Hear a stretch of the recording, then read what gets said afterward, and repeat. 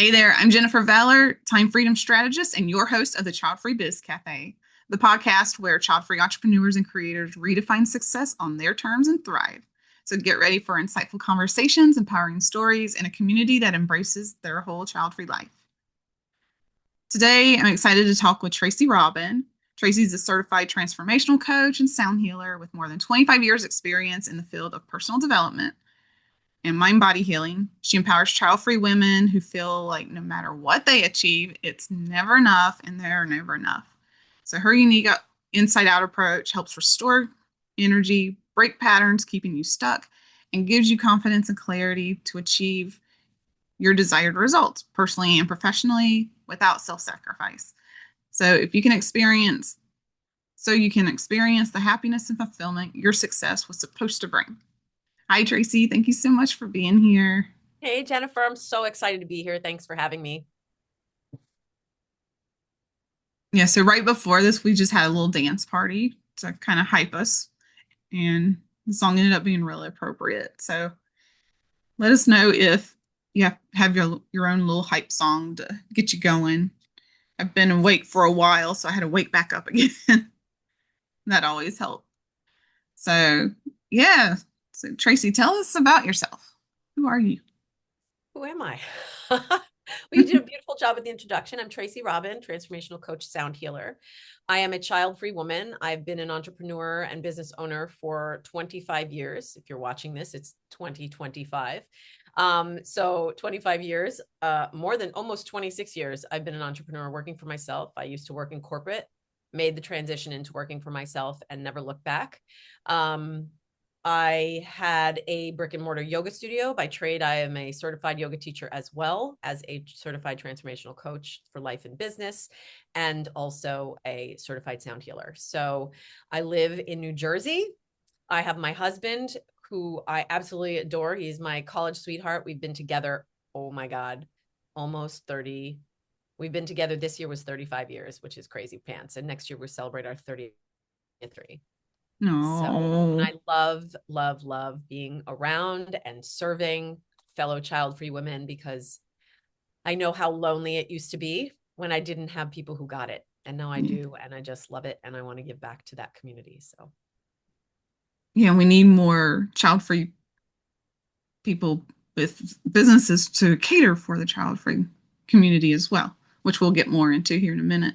for sure. But first, tell us about your child-free journey.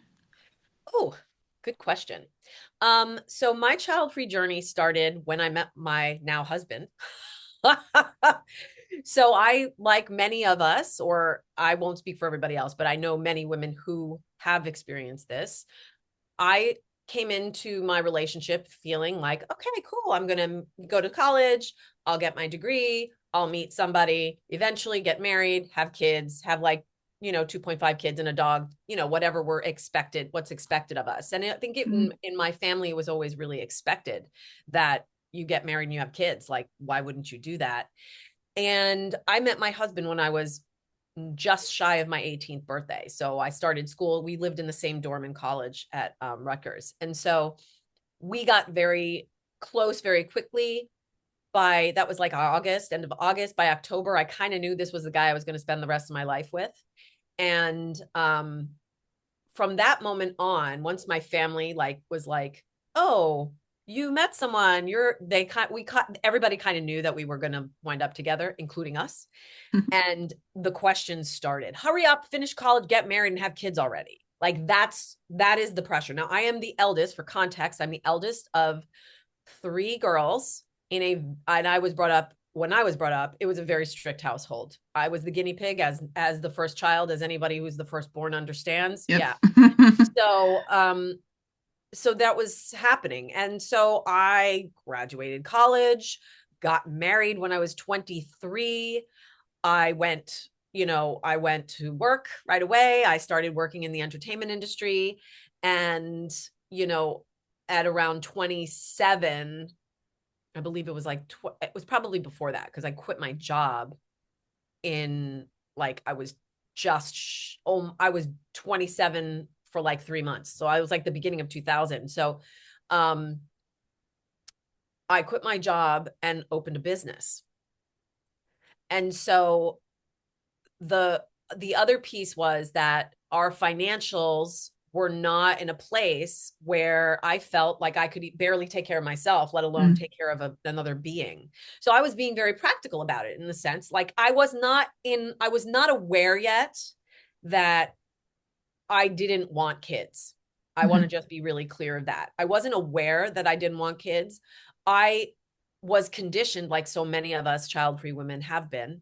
All women, I don't even want to say that. So many women, all women are pretty much conditioned that you're supposed to have a child. You're supposed to procreate.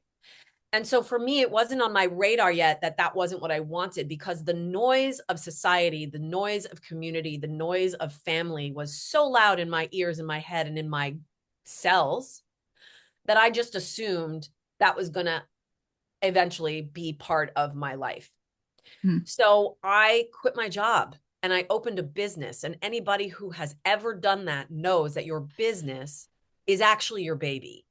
Like, at least for me, I poured everything of me. I was not procreating humans. I was creating, right? I was not creating humans. I was creating a community of humans who were coming together, who were like-minded, who wanted to heal, who wanted a safe space to have a sacred practice where they can know themselves more fully. And I was loving it. It's totally my jam. And I still do it today. So that's a testament to having picked the right career path, right? Like holistic environment. Meanwhile, undercurrent of this was the biological clock is ticking. And every time I would get together with family, it was, oh, when are you going to have kids? What are you waiting for? When you don't have all your life? So that whole thing was kind of an undercurrent, right? So now here I am running my business, excited about everything I'm doing, building a life with my husband, who had, he has a degree in psychology, and he's actually a somatic grief therapist. But before he got to that point, he was working in psychology, then he worked in photography, and then he became a yoga teacher and a healer. And so there was not a stable income for either of us, right? Many of us entrepreneurs know that it's a put together what you can to make it work, because you're so driven by your vision that you're going to do whatever it takes to make it happen, right? I too have had different things that I've done in my life. Like, I have a real estate license. I loved real estate my whole life. So after I opened my studio, because I'm a crazy overachieving child-free woman, I went and got a license to do real estate. So all of this stuff, continuing my education, all of it was prioritized for me until it got to be like, and at one point, in all transparency, at one point, we were like, all right, pull the goalie. Let's try, maybe this is probably too much information for a YouTube thing, but whatever. I think it'll help somebody. And we'll see if it happens. And then my husband lost his job. And I was like, oh no, no. So there were a whole bunch of life things that happened, which in my opinion is divine timing, that gave me pause. It gave me permission to pause, to question, is what I'm being told that I'm supposed to want and supposed to do actually what I want and what I want to do? So at some point, and I want to say this for anybody who's listening that's going through this time period in their life, it sucked. It effing sucked. I was alone, nobody to model my life against. I was surrounded by friends and family who started one by one to abandon me because they started to procreate. And for me, it was like all of a sudden there was not a mutual respect of, oh, that you may not choose this path. It was more like, why are you waiting so long? You probably don't like kids, so we're not going to include you. Maybe there's something wrong with you. Like all these assumptions that were not based in reality. Nobody ever asked me what I wanted. Nobody, and I want people to hear that. Nobody ever asked me what I wanted. And when I got quiet enough and confident enough and certain enough in my own skin and in my own head, the message was clear as flippin' day. I do not want this. And let me tell you something, ladies, and Jennifer, and anyone else who's listening. your body will do what your brain knows. Mm-hmm. And if there's a repetitive thing, like your brain, your mind, your mindset is a very powerful thing. And if there is a message that's happening over and over again, what we think can become a reality. And if there is not, like, I'm a really firm believer in divine timing. I'm a really firm believer in trusting that the universe has my back. I also believe that I'm not in the results business. I'm in the action taking business and the decision making and choice making business. The outcomes are not my responsibility, because if I try to control outcomes, then I'm just going to go crazy. Same. Yes. So I feel like once I made the decision, and then I had to talk to my husband about it, because we are very, I mean, you don't stay together with someone for as long as we have been, you know, almost 30, Mm-hmm. almost 36 years together. Next year will be 36 years. That's crazy pants. Well, September was 35. So we're just getting into the 36th year, but like we talked about everything. Mm-hmm. And when I got really honest, I was like, this is not, I don't want that. I want to travel. I want to be financially stable and abundant. And Lord knows, and I love kids, guys. Like, I just want to say that, like, I love children. I just like to give them back to their parents. Mm-hmm. I'm the best aunt on the planet. My nephews, I am tia extraordinaire. I love spending time with them. They are my kids, and you know, I consider them my kids, but I also know that I want my space. I want my time. And for me, once I owned that, and I want to say this, it wasn't until I was 40. I'm 53 right now. And when I was 40, it was like, I knew long before that I wasn't going to do it. But at 40, it was like nobody else could dictate anymore. Cause it was like my whole family was like, oh, well, she's past her prime. That's it. Like I was considered like a lost cause at that point.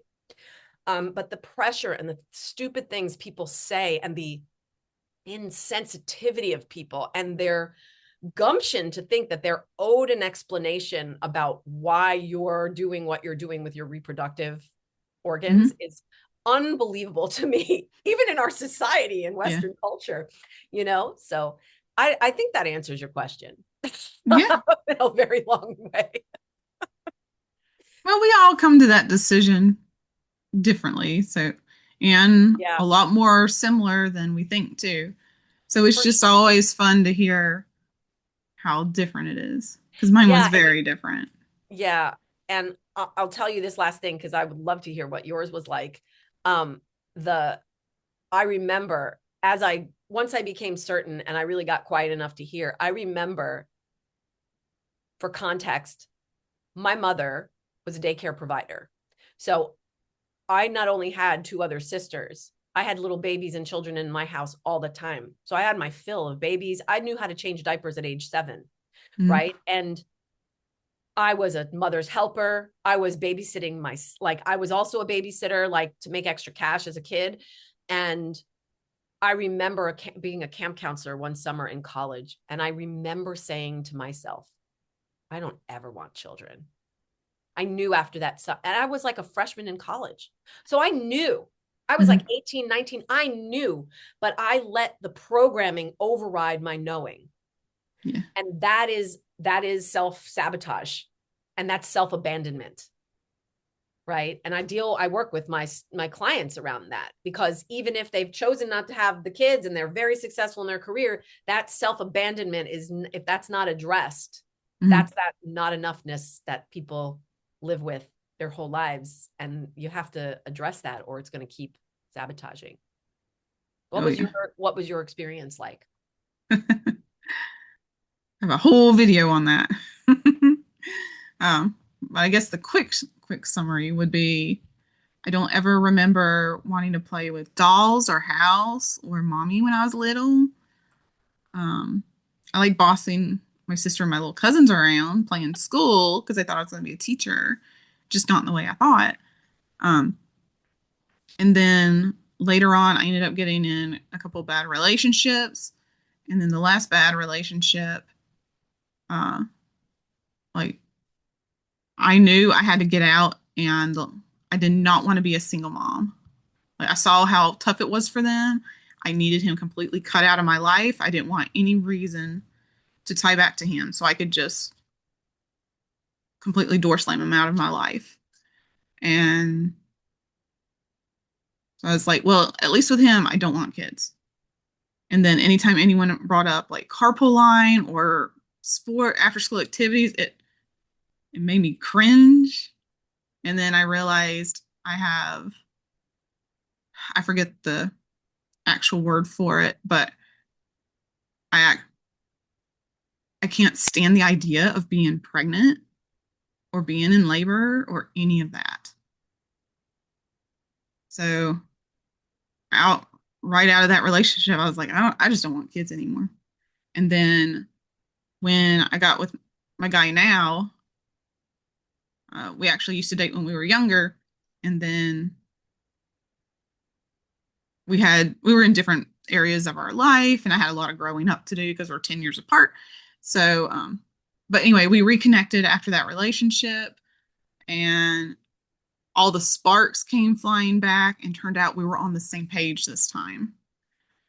So, and now we've never wanted to get married, anything, just live together, been together 10 years this year, and have little four-legged critters. Love it. Awesome. Very cool. So, Thanks for sharing that. um, Which is the video on your YouTube channel to watch the whole story? yeah. Okay, so you talked a little, you kind of touched on the sound healing, the yoga. Um, so what was your college degree in? Is it anything close to what it was now? I love that. So my English, I was an English major. I have a bachelor's of arts in English with a minor in what was called cinema studies. At the time, they didn't have a film production in the school that I went to, so I got special permission to go to the music and art school to take my film production classes. So I consider it an English degree with a cinema studies concentration in film production. So I was going to go write and produce and direct movies. I had a theater background and I wanted to be in the entertainment industry. I just loved it. And I did that for, when I got out of college. After college, I traveled for a little bit. Jason and I traveled a little bit. And then when I came back, I got a job to start paying my loans. And then I got an internship, which turned into a paid position producing biography for A&E. And then I moved from there to the music industry. And then I went from the music industry to yoga. Now, while I was doing all that, I was also working in film.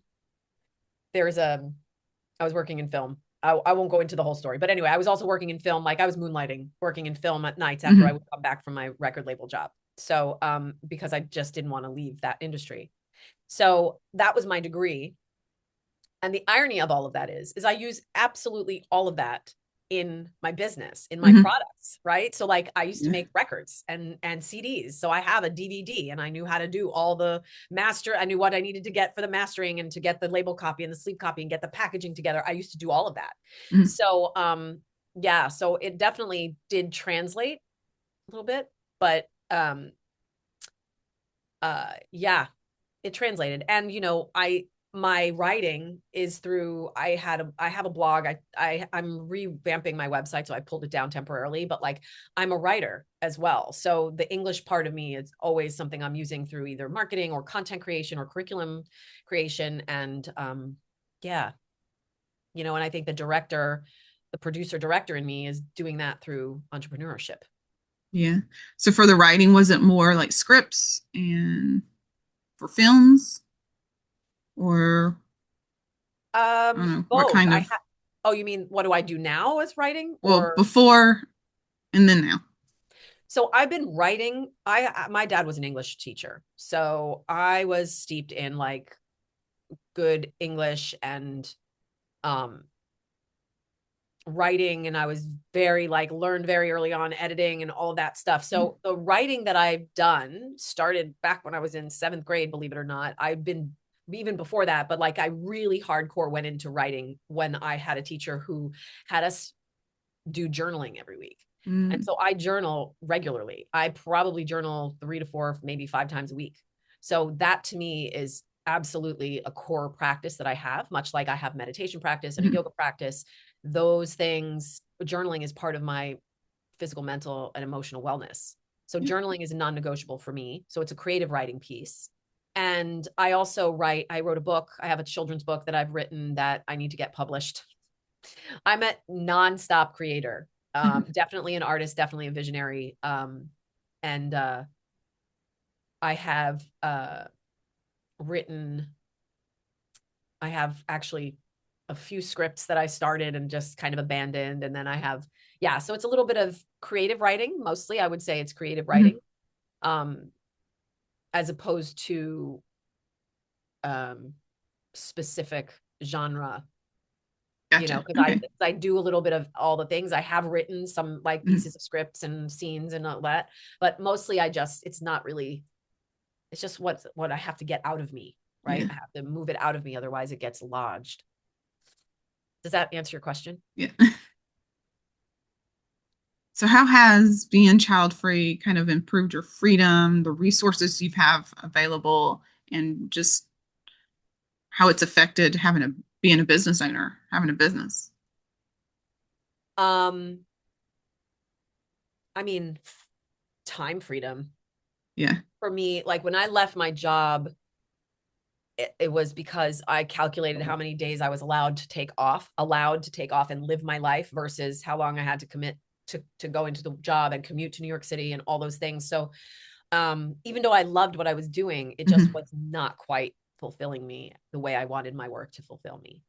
I just saw myself staying in a career that I was good at, that I enjoyed, and just keep working up the ladder. It's like same thing in and day out. And there's no creative outlet for me Mhm. beyond what the parameters were. Now there was some creativity, but it wasn't what I'm doing now, like where I get to show up and I create my day, Yeah. I create my work, I create what I'm delivering. It's just so freeing. So I think time freedom is one of the biggest things that being child free has given me. It has Mhm. given me the ability to be a really essential villager to my nephews. Like I helped my sister once a week with my nephews when they were little because she Mhm. had to work. So, I get a chance to travel the world with my husband and my family if I choose. Like there is so many, for me, being child free is about choices. It's about Yeah. expanding and opening up your choices and being free to be exactly who you are, do whatever you want, and have your money be used for whatever it is that you need, Mhm. um, and you desire. Like there's less. I think there are sacrifices. I think that there are sacrifices that we make as child free people, and I feel like they're different types of sacrifices. Yes. And I also feel a little tired of people who are not child free, thinking that we have all the money and all the time and we don't do anything. Yes. Like, I'm sorry, come live my life for a week. And then you tell me that I don't do anything. Yeah. I even have a whole video on being child free means free time. Yeah. Oh, it's Yeah. really difficult. Now, as you know, as my I'm I like spending time with my family. Not everybody does. But I also love the fact that my schedule allows me to decide when that's going to happen. Yes. And I don't have to Yeah. do it because on my weekends, I can only do it on my weekends because I have a job, like a regular 9 to 5 job. And I mean, we're talking entrepreneurship and child freedom. Mhm. Ooh, child freedom. I like that. Maybe we'll coin that term. Yeah. So I think that that's the big piece. Like there's much more resources, you Yeah. know. And I had cats, but they've passed probably 13 years ago now. Or no, maybe not 13 years ago. They've been gone at least 11 years. So yeah, about 11 years. And we didn't get more animals. I had 2 kitties. I was allergic to them the whole time. For 18 years, I had those cats. And I decided not to get any more pets because we want the freedom to travel. Like Mhm. my goal for myself is to be able to have enough financial resources and time freedom to be able to get up in the morning and say to my husband, you want to go work in Paris this week? You want to go to like Caribbean for a weekend? Like to be able to just up and Yeah. go. People The who have kids, spontaneity. Yeah. people who have kids do not have spontaneity. They Yeah. cannot have spontaneity. On the weekends they might, but not during the week. And people who Mhm. work for other people, if they're not designing their life correctly, that's really hard. Yeah. And I'm not saying there's anything wrong with that, right? I know people that are not built to do entrepreneurship. They want to have the structure, and that's cool. I love people who work at regular jobs. I'm not saying one is better than the other, but when it comes to child-free living, I know that I did not want that pace of life. I saw how my parents sacrificed so much for us, and I'm grateful they did. But I also know that just because they did, I don't have to. And that would took a long time for me to get to that place. Like I felt like I owed it to them to have children. And I was like, wait a minute. No. Because it's not 18 years. It's your whole life. Okay. It's your whole life. And so yeah. And I'm really proud of myself for making that hard choice in an environment that did not make that decision easy. Yes. Consistently. I mean, it was very hard. If you knew me in my 30s, I was a little bit different. I was me, but I was like, there was definitely an emotional heaviness, and that was dragging me down because I constantly felt like I was not living up to other people's expectations and letting them down. And that's not a way to live. Like that is a survival mode. And women deserve more than that. Oh, absolutely. And I think that it's also sometimes women who have kids don't get it and they're not supportive. And there's this like, stop pressuring me. Like, I know my sister loves the fact that I'm child free, because if she wants me, like, cause I love spending time with my nephews, and she'll be like, what are you doing next weekend? I need you to babysit. I'm like, I'm there, I'll play with the dog, like bring the dog, bring the kids. Like I have that, but I have that freedom because that's how I designed my life. So. Yeah. And that's why where I can tell with you, like I'm all about having a life first business. Like we want to build our business around the life we want to create. Like, sure, we're passionate about it, so it's easy to fill up all of our time with our business. But if we're not actually fully embracing the life that we want, that we can have, like, what's the point? That's we're right. Just working ourselves into the ground, and then have regrets about why I wish I did that. So it's about being able, even if we have to get a little creative and we're not able to have that full life we want quite yet, there's still ways to figure out how to go ahead and start doing that. Totally. 100% agree. Yeah. I think that if we're in a regular job, our schedule is designed for us for the most part. Nowadays, it's getting a little more flexible. People can work hybrid and that's different. But the culture we live in, especially in the United States, is we live to work. Yeah. And I don't want that. I work so I can live my life. Like my goal is to live more, is to give more, is to live more and give more, create positive impact in the lives of women everywhere. And as a result of that, changing lives exponentially, all human lives exponentially, because it's impossible to change a woman's life and not have everybody she ever comes in contact with to be different. Yeah. That relationship will change. And so that I don't ever have to say no due to lack of resources, and that nobody else can tell me I have to work. Yeah. I get to work because I want to work. And that's why it's so important for us to be aligned with the goals that we want, not what everyone, like, to have that differentiation of what do I actually want versus what everyone else is telling me that I want for our own version of success, which is where your inside out coaching and whole nervous system comes in. So tell us more about that. So the type of coaching that I do is, I like to call it inside out coaching. Most people understand transformational coaching, so I use that usually, but really what I do is inside out coaching, because I truly believe that what's happening in your life, your circumstances, what's happening in your physical body, on the outside of your physical body, even on the inside of your physical body, like if you have like health issues or whatever, I feel like the circumstances that we're experiencing are a result of what's happening on the inside of the body. They are results and symptoms, right? And if we're not having the results we want physiologically, right, in our bodies, in our businesses, chances are we have been looking for strategies to fix that. Yeah. Right. What's the most like weight loss strategies? Go to Weight Watchers. I have nothing against Weight Watchers. However, like, but strategies are, let's find the newest diet. Let's find the pill. Those are strategies. Mm-hmm.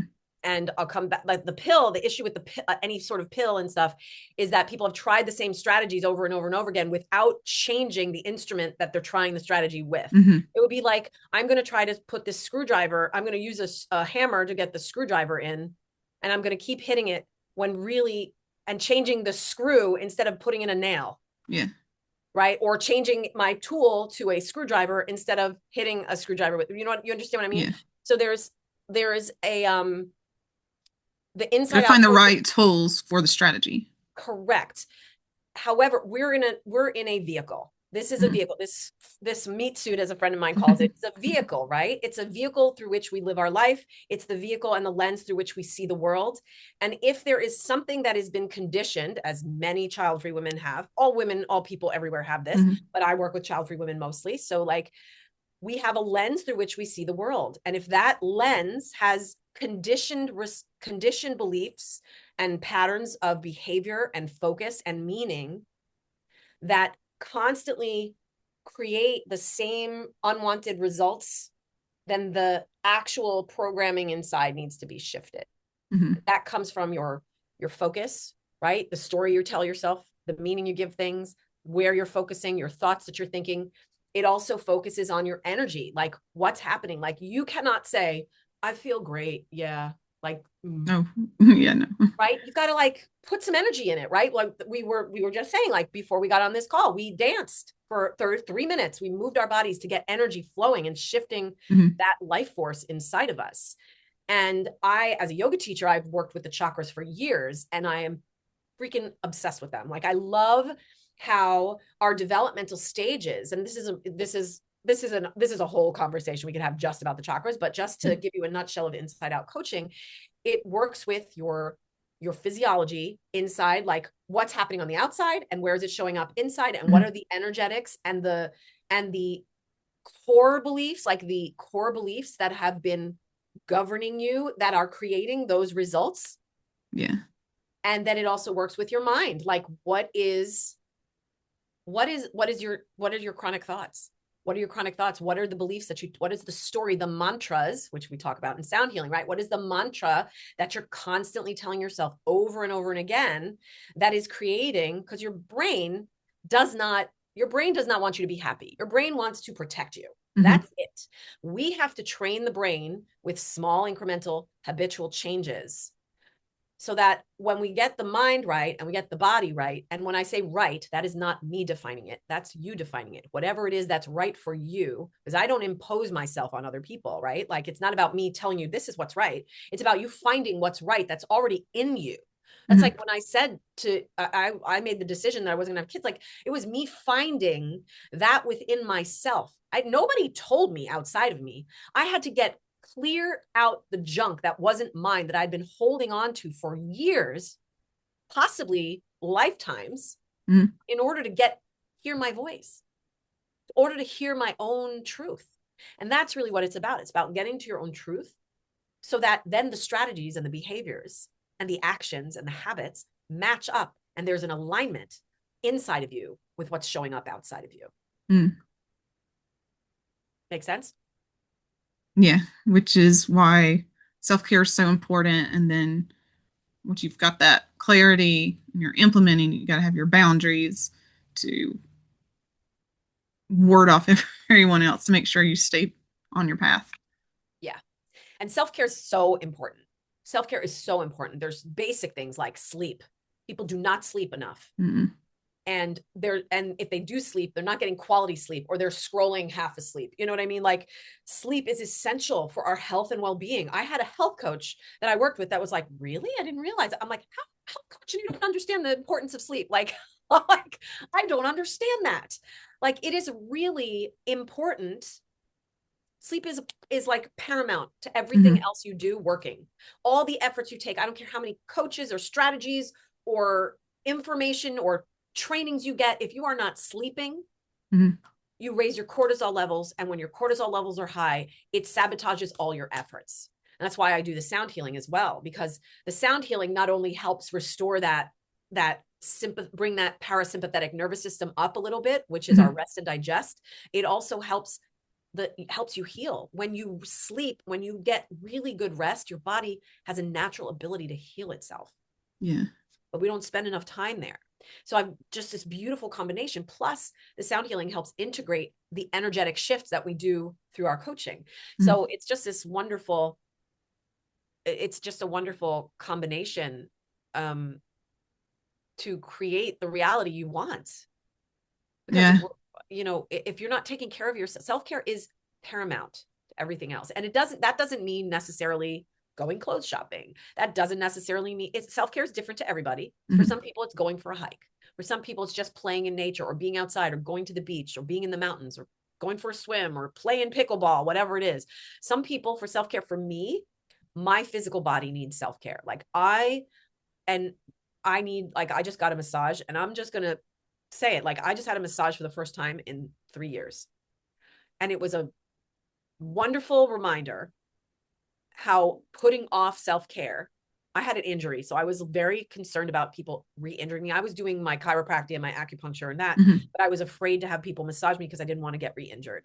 And it was so amazing to remember why I need that kind of physical care.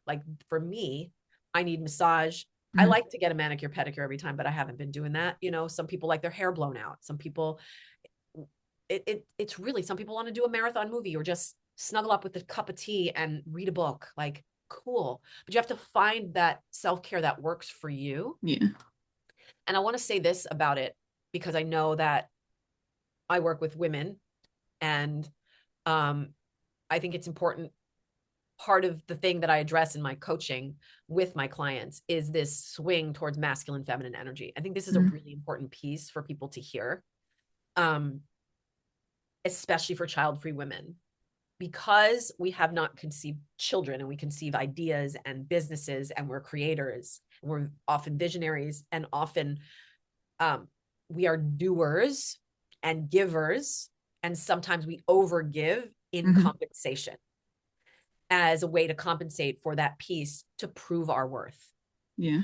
And so it is extra important to nurture the feminine energy within us. Masculine energy, and it doesn't matter how you identify, everybody has masculine, feminine energy. Everybody. And women who are child-free tend to pendulum swing all the way to the masculine energy and then overcorrect the feminine energy. So there's a feast or famine, exertion, exhaustion that happens back and forth because we're so busy in the masculine trying to prove our worth and prove our value and be enough,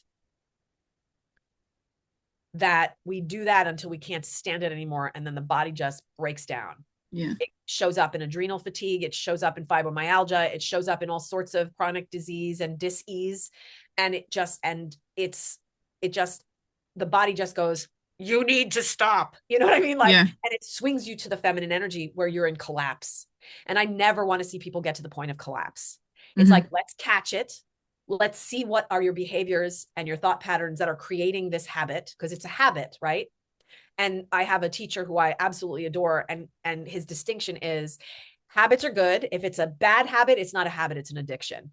And I love that distinction. As somebody who comes from 12-step recovery, I absolutely love that addiction habit, that distinction there. I think it's fantastic. So that piece of masculine, feminine energy is a big thing that I work on with clients, is getting them to find that balance so that there is a protector provider within you, and there is the receiver, the creator, the dreamer, and they're married together in this harmonious, balanced way. So you're not having a freaking tug of war inside yourself, energetically, physically, mentally, and emotionally. So I think masculine, feminine energy is like one of my jams. I can talk about that for a long time. So that's also why I also tell my clients that your value is not based on your productivity.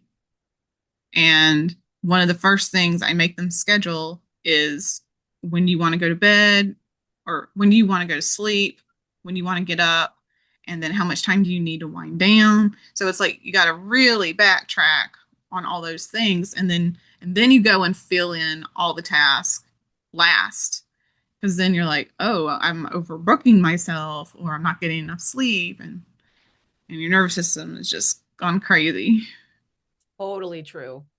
Wow, you just reminded me of something. So I recently, um, I started doing that, like I'd say about 3 or 4 years ago during the pandemic, because I Mhm. started to get, my anxiety was high, and I decided I was going to put my priorities in my schedule first. And the priority was sleep. That's exactly right. Because I knew I was not getting enough sleep. And as you get into perimenopause and menopause, your sleep becomes even more important because it's elusive. Sometimes it can be elusive.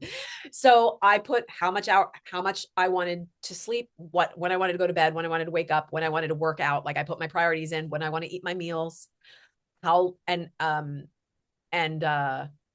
when I put my absolute appointments in, like the appointments that I like, standing appointments I have, and then I filled in the blanks.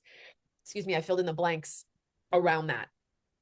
And the interesting thing to remember, and especially I think this is easy for us because one, we're child free, and two, hello, and also our schedules are our own because we're entrepreneurs. Because those child free women that work within their corporate jobs, if they have a corporate job, which I also work with women who work in corporate, not just entrepreneurs, they have a different type. They have to still put in that schedule, and sleep is still important. Just because you have a full-time job does not mean you don't sleep. Like that should be off the table. Like sleep should be paramount to everything else. Right. But what I noticed, and I'm curious to hear what you say about this, as a time freedom strategist, like, what do you say about putting, let me see how I want to phrase it. What's your thoughts on being realistic with how much time things take, especially in the entrepreneurial world? Yeah. So, well, other than, I know a lot of people don't like doing it, but it's just like you have to have a budget with your money, you kind of have to have a budget with your time. So I try to do more of like an assessment of, okay, well, let's look back at the last 3 months. Here's the task you've done. How long did it take you? And okay, is this a task that you're brand new to? Have you been doing it a while? Have you been doing it for a long time? Because the newer you are, the longer it's going to take you. So I say triple that time. And then you just start easing off of how quickly you can do it, the more you're able to do it, the more you get the hang of it. So it's really kind of reviewing, like have regular reviews of, okay, where's your time and energy going? How long are things actually taking you? Um, are you leaving space for drive time, for decompressing after calls, instead of jumping from one call right into the next, which I don't know how some people can do. But I'm an introvert too, so. But like, let there be some breathing room. Like, at least get up, stretch, go pee, something. I don't know. Yeah. Just take a breath. I love that. I like the idea. I like that concept of like budgeting your time the way you do your money. Like that's a cool distinction. I like to think of it as a spending plan. Budget, the word budget, and I never liked the word Yeah. budget. It felt restricted to me. That's just me. Like I always felt like budgeting felt like restriction.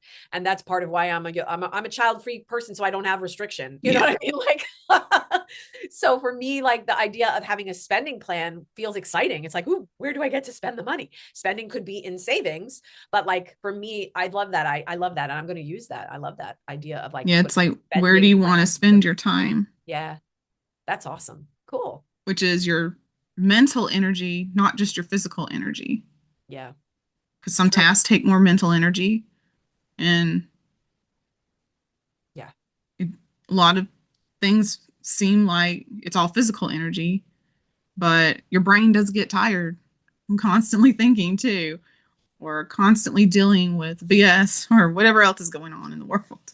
Well, I think that that's an interesting point that you make, because the mind and the body are connected, right? My work that's the foundation of my work, is that you can't separate this brain, this head. You can't take this. This is not separate from this.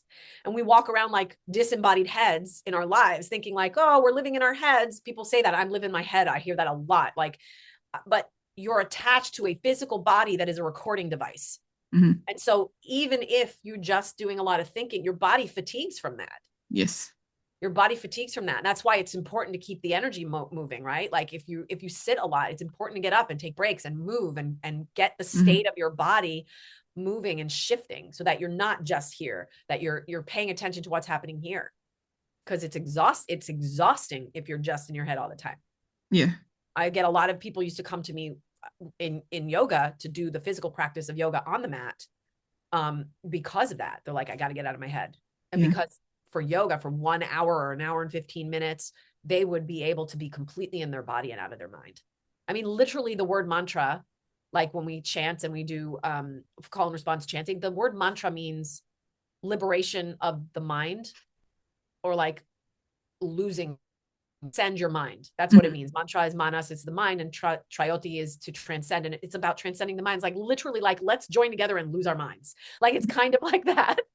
So especially when maybe it's hard to find other child free locally and we have to find them all online, and just trying to find that community and being so isolated, no one understanding. So we have all of that on top of the normal isolation and loneliness and wanting to feel understood. Yeah. And that's why I think like-minded community is so important. I think it's important to have support. I think that good meaning friends are not professional, right? They're not professionals. Like good meaning friends are not professionals. I know that that's a lot of people will come and be like, well, I had a client recently who came and said, well, I check in with a friend as an accountability buddy. I'm like, that's cool, but that's not coaching. Yeah. That's not coaching. You know what I mean? That's not the type of coaching that I give. That's a ranting emotional support friend. Yeah, it's an emotional support friend. Correct. And those are great. And that's awesome. And if we want to transform and move forward, then we need somebody who knows how to get you from where you are to where you be, so you can close that gap. Because otherwise we spend our whole lives in the gap, frustrated, depleted, annoyed, disappointed, and unfulfilled. Yeah. And it's not just one particular person can fix all the things. First of all, you got to fix your own shit. That's right. And you can have someone who knows what they're doing to help guide you. Right. But it's going to take more than one person to get different versions and different aspects of your life. So you do it holistically. I do it time. Right. But it's still a holistic approach. Like for me, it's always holistic. Like, I mean, it's been holistic for me for my whole life, probably. So I feel like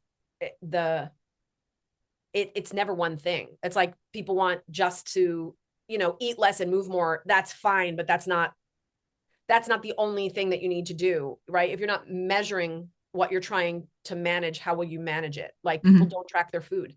Like I would never have been able to release 18 pounds and 6 inches off my body when I hit perimenopause, and keep it off, by the way, through a pandemic and after.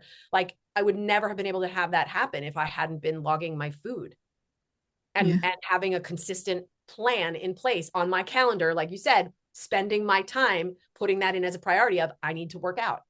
At 30 minutes to an hour, I had to work out. I had to move my body, whether it was walking, riding a bike, swimming. I didn't swim, but like I did swim, but I never really did that during that time. But like lifting weights, lift heavy shit. That's what I have a friend who says, just lift heavy shit. Yeah, it's like case of water bottles or. Yeah, lift up cans. I don't care if you have aluminum cans in your kitchen, lift those up. They don't have to be, water bottles are really good, right? You can do farmers walks and stuff like that with that, but you want them to be same weight if you're doing that, if you have 2 of them. So anyway, so how does the inside out mindset mantra that you have, how can we utilize that more being a child-free entrepreneur and creator? I would say start by noticing what you feel. I know that sounds odd, but like to just start to notice, am I feeling the way that I want to feel? And am I experiencing the things that I want to be experiencing? Starting with awareness of where you are is the most important thing, because it's like a GPS, right? If you just put in your destination, it won't take you anywhere. It needs to know where you are. And I think that identifying where you're starting from first is the most important piece. And I would also say that would be the first piece. The second sort of 1A, 1B, if you will, is to examine the results that you've been getting, the outcomes you've been getting, the experiences you're having, wanted and unwanted, and to start noticing patterns.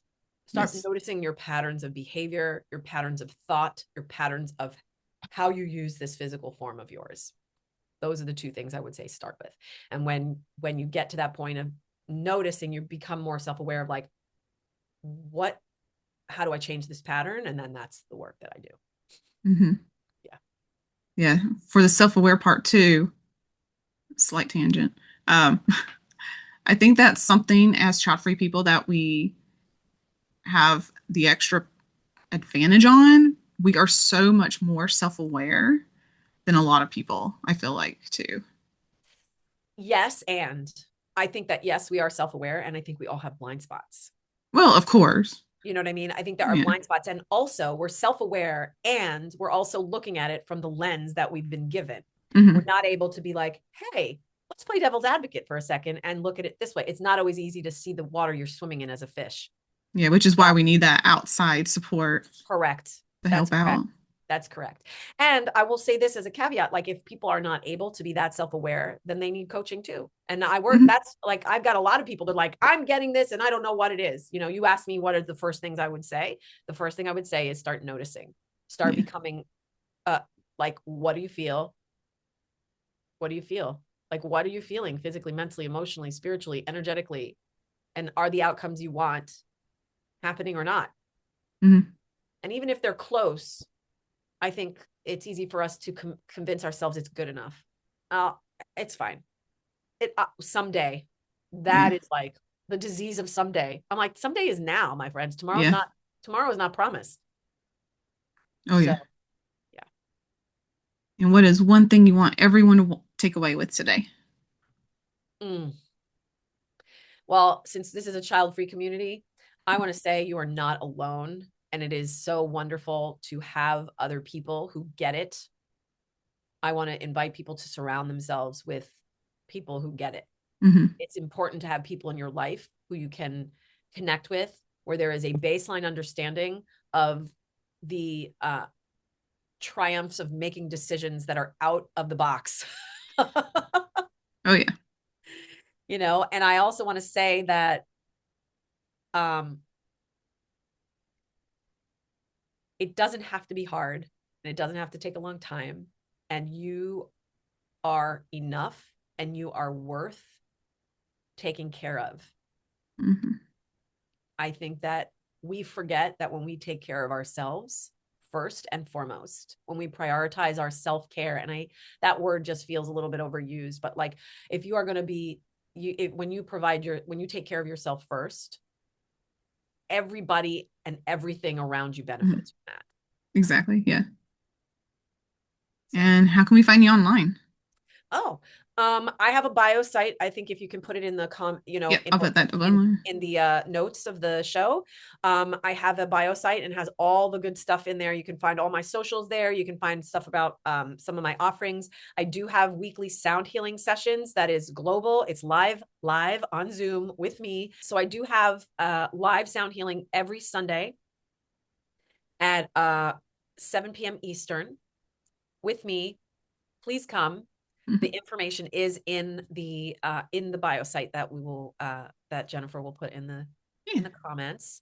And that's kind of where you can find me. All my stuff is there. And then if you want to reach out and have questions, I'm always excited to answer questions and hear what people want to say. If they have comments, I would really encourage people. I'm sure you're going to share this, but like, I really encourage you to ask questions. What sparked for you today as you heard this? I'm like always jazzed to talk to people. So yeah. Well, thank you so much for being here. Thank you, Jennifer. I really appreciate you. So that's a wrap for today's episode. Huge thanks to Tracy for being here. If you enjoyed this episode, subscribe, share your thoughts in the comments below. Send this to a child-free friend. And you can connect with me on social, everywhere, Productively Child-Free. Remember, you're not alone. And until next time, stay amazing and live life your way.